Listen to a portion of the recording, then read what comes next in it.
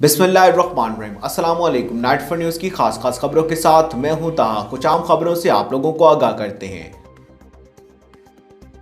तफसीलात के मुताबिक डॉक्टर सीमा अग्रवाल हमसाया मुल्क भारत की सीनियर रेडियो ब्रॉडकास्टर ने करतारपुर का विजिट किया। सीमा अग्रवाल ने रेडियो लिस्टर क्लब सियालकोट और मुल्क पाकिस्तान के लोगों से मिलने वाली मोहब्बत का शुक्रिया अदा किया। रिपोर्ट के मुताबिक डॉक्टर सीमा अग्रवाल को खुशामदीद कहने सरगोदा से मोमिन हाशमी साकिब, ननकाना साहब से लियाकत साहब, कुंजा से हकीम शहजाद अरशद साहब की क़यादत में भरपूर इस्तकबाल किया गया। रिपोर्ट के मुताबिक सियालकोट से उस्ताद लियाकत अली, जाहिद हुसैन और मुख्तार बाजवा ने इस्तकबाल में भरपूर हिस्सा लिया। सीमा अग्रवाल ने गुफ्तगू करते हुए कहा कि पाकिस्तान और भारत के दरमियान सरहद की एक लकीर खींची गई है, मगर दोनों अतराफ मोहब्बत करने वाले लोग मौजूद हैं।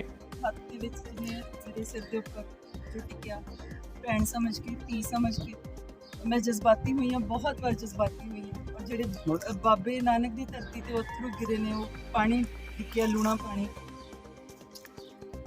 ਮੁਹੱਬਤ ਦਾ ਸੁਨੇਹਾ ਸੀ। ਮੈਨੂੰ ਲੱਗਾ ਕਿ ਬਚਪਨ ਤੋਂ ਬਹੁਤ ਸਾਰੇ ਮਲਾਲ ਹੁੰਦੇ ਸਾਨੂੰ ਸਾਰਿਆਂ ਨੂੰ ਕਿ ਮੇਰੀ ਜ਼ਿੰਦਗੀ 'ਚ ਇਹ ਨਹੀਂ ਹੋਇਆ, ਉਹ ਨਹੀਂ ਹੋਇਆ, ਇਹ ਕਮੀ ਰਹਿ ਗਈ। ਮੈਨੂੰ ਅੱਜ ਅਹਿਸਾਸ ਹੋਇਆ, ਸ਼ਾਇਦ ਬਾਬਾ ਨਾਨਕ ਨੇ ਹੀ ਅਹਿਸਾਸ ਕਰਾਇਆ ਔਰ ਇਹਨਾਂ तमाम ਲੋਕਾਂ ਨੇ, ਤੁਸੀਂ ਲੋਕਾਂ ਨੇ ਅਹਿਸਾਸ ਕਰਵਾਇਆ ਕਿ ਨਹੀਂ, ਮੈਂ ਤਾਂ ਬਹੁਤ ਖੁਸ਼ਕਿਸਮਤ ਹਾਂ ਜਿਹਦੀ ਝੋਲੀ 'ਚ ਇੰਨਾ ਸਾਰਾ ਪਿਆਰ, ਸਤਿਕਾਰ, ਮਾਣ ਹੋਏ। ਉਹ ਗਰੀਬ ਵੀ ਨਹੀਂ ਹੋ ਸਕਦਾ ਤੇ ਉਹ ਬਦਕਿਸਮਤ ਵੀ ਨਹੀਂ ਹੋ ਸਕਦਾ। ਮੈਂ ਤੇ ਮਾਸ਼ਾਅੱਲਾ ਬਹੁਤ ਅਮੀਰ ਹੋ ਗਈ ਹਾਂ, ਇੱਥੇ ਆ ਕੇ ਝੋਲੀਆਂ ਭਰ ਕੇ ਜਾ ਰਹੀ ਹਾਂ ਔਰ ਬਹੁਤ ਜ਼ਿਆਦਾ ਖੁਸ਼ਕਿਸਮਤ ਹਾਂ। ਇੰਨਾ ਪਿਆਰ, ਇੰਨਾ ਇਹਤਰਾਮ, ਜਿਉਂਦੇ ਵਸਦੇ ਰਹੋ ਇਸ ਧਰਤੀ ਵਾਲਿਓ, ਇਸ ਮੁਲਕ ਵਾਲਿਓ, ਮੇਰੇ ਪੰਜਾਬ ਵਾਲਿਓ। ਮੈਨੂੰ ਲੱਗਦਾ ਪੰਜਾਬ ਦੇ ਵਿੱਚ ਇੱਕ ਲੀਕ ਪਾਈ ਗਈ ਸੀ ਜਿਹੜੀ ਕਿ ਸ਼ਾਇਦ ਸਮੇਂ ਨੂੰ ਮਨਜ਼ੂਰ ਸੀ, ਵਕਤ ਨੂੰ ਮਨਜ਼ੂਰ ਸੀ।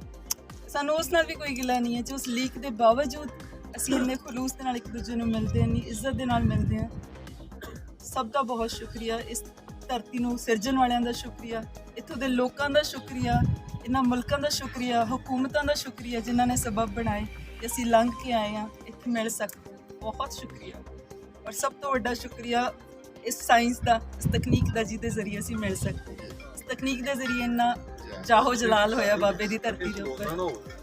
बहुत शुक्रिया हुकूमतां दा, और खास तौर पे ब्रिगेडियर साहब, बहुत बहुत मेहरबानी। और सारे मेरे भरा हकीम साहब, जिन्ने भी मेरे भरा इत्थे आए ने, बहुत तुसी उम्मीद करके। सीमा जी, प्राइम एफएम और सियालकोट रेडियो लिसनर क्लब के लिए क्या कहेंगे? माशाल्लाह आपका आना वेलकम, और सियालकोट लिसनर क्लब आपको सलाम पेश करता है, खैरात तहसीन पेश करता है। हो रही सी कि इस तो पहला साडा आवाज़ दा रिश्ता, दुआबा रेडियो पे साडा अल्फाज दा रिश्ता ऐसे ही है, या फिर तकनीक दा रिश्ता सी। ਅਸੀਂ ਇੰਟਰਨੈਟ ਦੇ ਜ਼ਰੀਏ ਇੱਕ ਦੂਜੇ ਦੀਆਂ ਫੋਟੋਆਂ ਦੇਖ ਕੇ ਅਸੀਂ ਜਾਣਦੇ ਸੀ, ਆਵਾਜ਼ ਪਹਿਚਾਣਦੇ ਸੀ। ਉਹ ਆਵਾਜ਼ ਦੇ ਜ਼ਰੀਏ ਜਿਹੜੇ ਵਿਚਾਰ, ਸਾਂਝ, ਸੁਨੇਹੇ ਮਿਲਦੇ ਸੀ, ਉਹਨੂੰ ਪਹਿਚਾਣਦੇ ਦਿਲ ਦੀਆਂ ਗੱਲਾਂ। ਪਰ ਇੱਥੇ ਆ ਕੇ ਲੱਗਿਆ ਹੀ ਨਹੀਂ ਕਿ ਅਸੀਂ ਇਹਨਾਂ ਲੋਕਾਂ ਨੂੰ ਪਹਿਲੀ ਵਾਰ ਮਿਲ ਰਹੇ ਹਾਂ, ਜਾਂ ਕਦੇ ਇਹ ਵੀ ਸੋਚਿਆ ਵੀ ਨਹੀਂ ਸੀ ਕਿ ਇਸ ਤਰੀਕੇ ਨਾਲ ਮਿਲ ਸਕਦੇ, ਇੰਨੀ ਮੁਹੱਬਤ ਨਾਲ, ਇੰਨੇ ਕਰੀਬ ਤੋਂ ਮਿਲ ਸਕਦੇ। इस वक्त का शुक्रिया, इस लम्हे का शुक्रिया, ना हुकूमत का शुक्रिया। अल्लाह सलामत रखे। बहुत शुक्रिया, जज़ाकल्लाह। अब तक के लिए सिर्फ इतना ही। मजीद खबरों और अपडेट के लिए नाइट फॉर न्यूज़ के साथ रहेगा। आप हमारी खबरें यूट्यूब और फेसबुक पर भी देख सकते हैं। खबरों की तफसीलात के लिए हमारी वेबसाइट विजिट कीजिए। अपना ख्याल रखिएगा। अल्लाह हाफिज़।